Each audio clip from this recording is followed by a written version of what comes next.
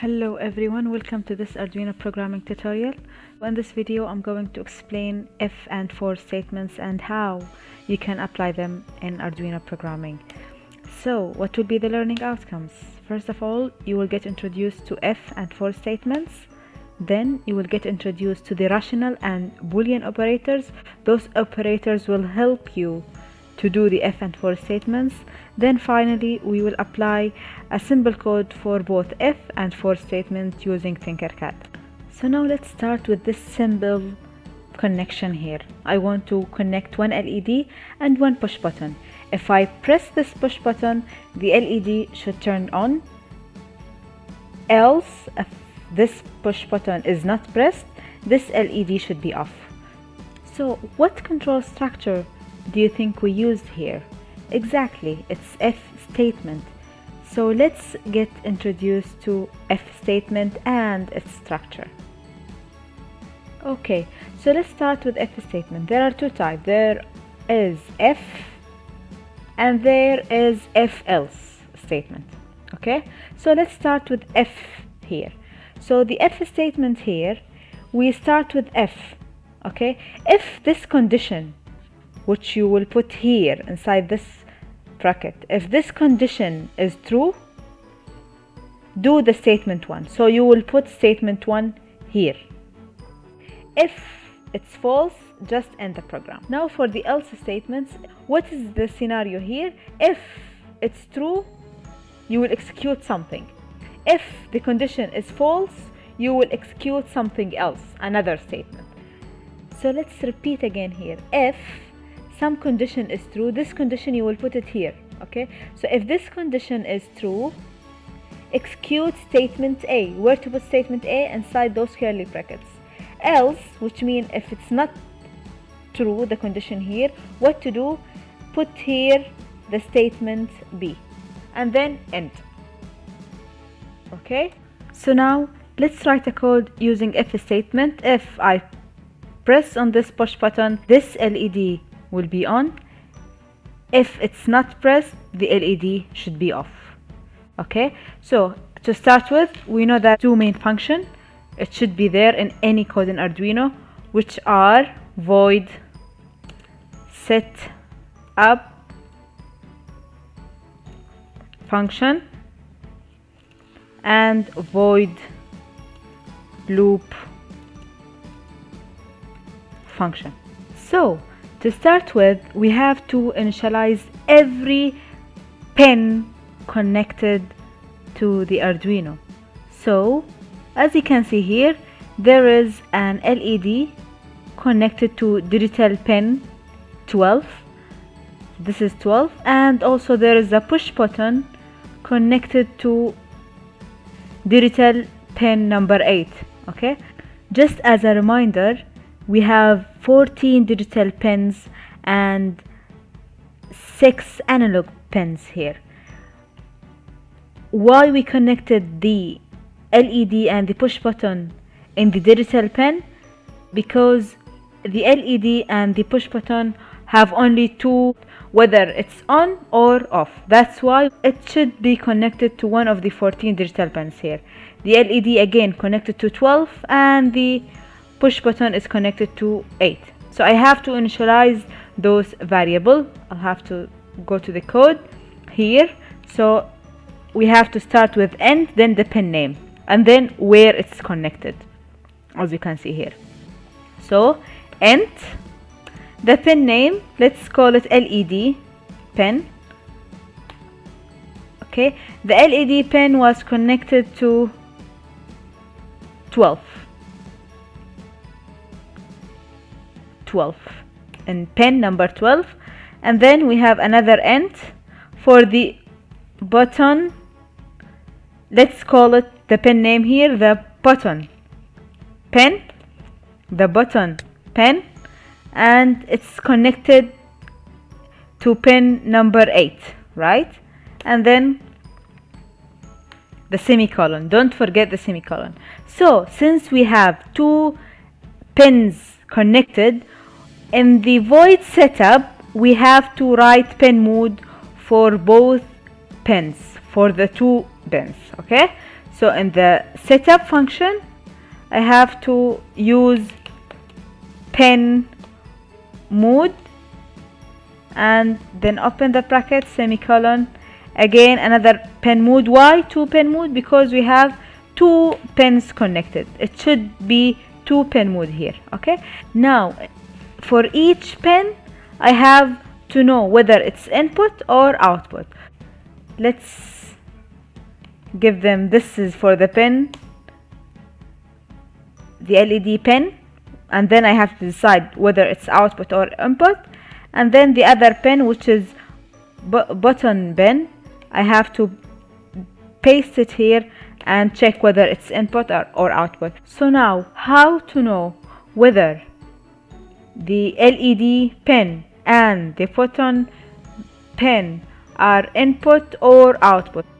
The push button is considered as input to the Arduino.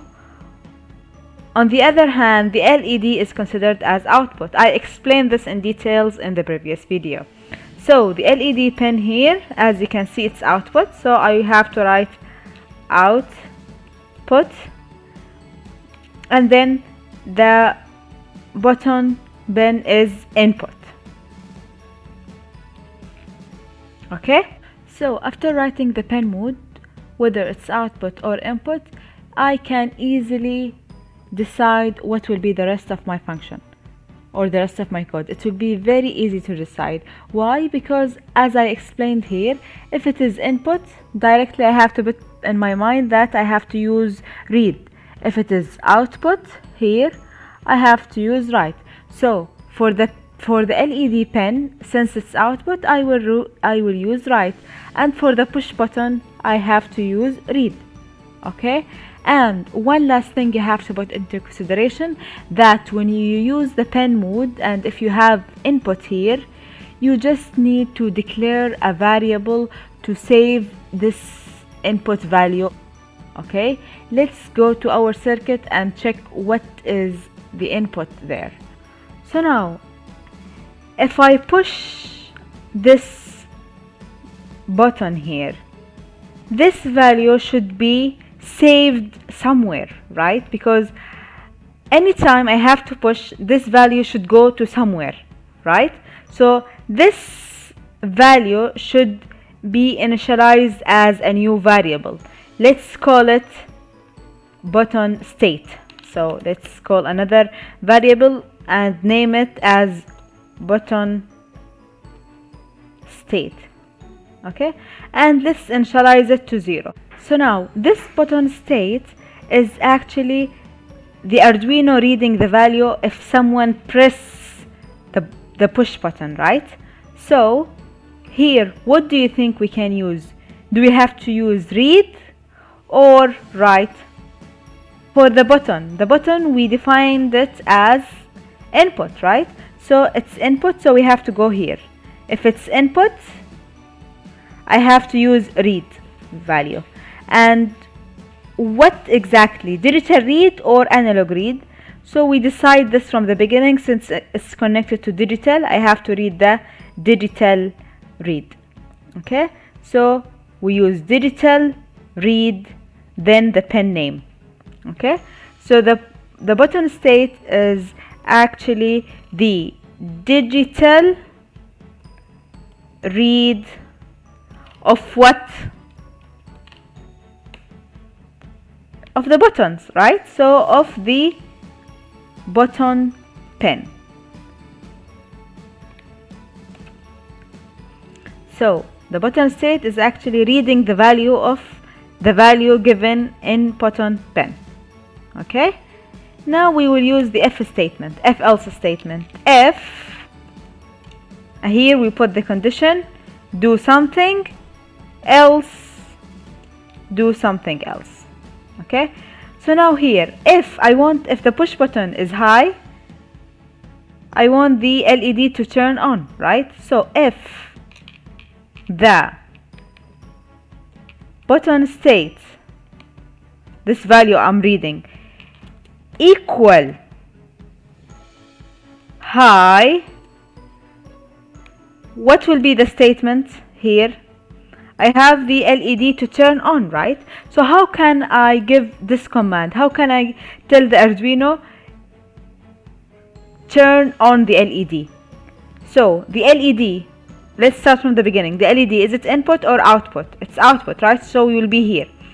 Okay, the LED, are we controlling digital or analog here? We want it only to turn on or off, right? So we will be here. So in this case we will use digital, right, and then decide whether low or high. Of course, low for turn it off, high for turn it on. So I'll use the digital right function. So digital, don't forget the W is capital, digital right, and then here I have to put the pin name. What is the pin name? I want to turn what? The push button or the LED? I need to turn on the LED connected to pin 12, right? So the LED pin. Okay, I want it to turn on, so high, and then don't forget the semicolon. Okay, else I want it to be off, right? So I'll use the same digital right, but in this case it's what? It's low, LED pin, and then low, semicolon. So now let's start the simulation and check our code. Okay, if I pressed, it's on, exactly, else it's off. If I pressed on, else off. Perfect. So now what if I want the LED to turn on for a specific time? Okay, in this case I have to use the delay syntax. Okay, inside the delay I have to write how many seconds, and don't forget that what inside here is in millisecond. Okay, so if you want it for 1 second, you have to add 3 zeros. So this is 1 second, this is 5 seconds, this is 10 seconds. Let's check if we want the LED to turn on for 2 seconds. Start the simulation. So if I press it, it will be on for 2 seconds, then it will turn off. See, if I pressed it, it will turn on for 2 seconds, then it will turn off. Okay, stop the simulation. Let's do it 500, so it's 0.5 second. Let's start the simulation and check.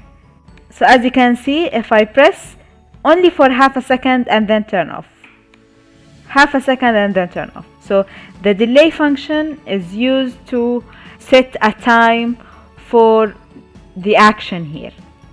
Okay, that's it. So now let's get introduced to the rational operators. Rational operators are the operators that compare values and return true or false. As you can see in the previous example, we use this sign to check whether the button state is equal to high, then we give action. So this is equal, we check if it is equal. Here, if it is not equal. Here, of course, if it's less, if it is greater. Here, if it's less or equal. Here, if it's greater or equal. Okay, now let's get introduced to the Boolean operators. In this case, it's and, or, and not digital gates. From the expression itself, you can decide what logical operator is that. So as you can see here, this is a sign for and, right? So in and gates, A and B should be true, then only the answer will be true, or the output will be true. So A and B, they both should be true, then only C will be true. Okay, here this is OR gate, so whether A or B should be true, the answer will be true. So here both are false, so the answer false. If one only true, the answer is true. And here not gates, so this not operators, if you give it true it will give you false, if you give it false it will give you true. In another word, 0 become 1 and 1 become 0. Okay, so now let's go to the other section in this video, which is the for statement. So let me give you one example regarding this for statement. So what if I want the Arduino to count for me from 0 till 6? Okay, how this will look like. Let's start the simulation here. Exactly, it's count for me from 0 till 6. Okay, how did I do that? So in order for me to increment or decrement in specific amount, I have to use for statement in this case. So what is the structure of for statement? So in for statement you have the structure will be like this: brackets and then 3 terms here and then a curly bracket. Inside this curly bracket you put your action. So what are the terms here? So to start with, you have to declare a variable and you have to initialize it by giving it a number. Okay, then this is the first one. Okay, the final term here is the action. What do you want exactly? In this case we use this arithmetic operation. It's incremented each time by 1. So if I want to increment x here starting from 0, and then I have to increment it each time by 1, so it's 0, 1, 2, 3, 4. So here the action is add 1 each time, so I will use the variable name then plus plus. Okay, here is the action. Finally, the middle term here is the final or the stopping condition. What do I mean by this? So here the variable will be incremented each time by 1.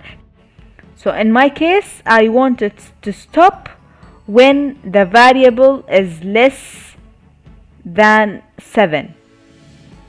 So if it's more than 7 it will stop, and it will keep checking. If it's less than 7, add. If it's less than 7, add. If it's less than 7, add. If it's less than 7, add. Then it will not be less than 7, then you have to stop the code. Okay, let's do the example here. So again, to start with any code in Arduino, there should be two main functions, void setup and void loop. Okay, so I have to use the serial communication here, right? So I have to, in the void setup, I have to initialize the communication here. So serial dot begin, and then at the speed of 9600 bits per second. Okay, so now let's start with for loop here. I have to open this bracket, and then this here should be the action. Okay, between these 3 terms should be a semicolon. Here we have to declare our variable and initialize it. So integer x equals 0, for example. So now my variable is x. X should be incremented each time by 1 till it reach x less than 7. If it reach x less than 7, then execute the loop. Here the function, what I want to do here, I want the x to be represented in the serial monitor, so I will use serial dot print, and then I have to pass the x inside. Okay, and don't forget the semicolon. Let's start the simulation and check what will happen here. Okay, so as you can see, it's 0, 1, 2, 3, 4, 5, 6. I want this to be represented in each a new line, so I will use ln. I will clear here, start the simulation. So as you can see, this serial print start with x, the initialization here, x is equal to 0, and then it's add 1. So why it didn't continue to 7? because we give a limitation here. X will be incremented by 1 till x is less than number 7. Then execute the loop. And that's it for the 4 statements. I hope you understand the both if and for statement in this video. In the next videos we will solve more examples. Excellent, and keep going.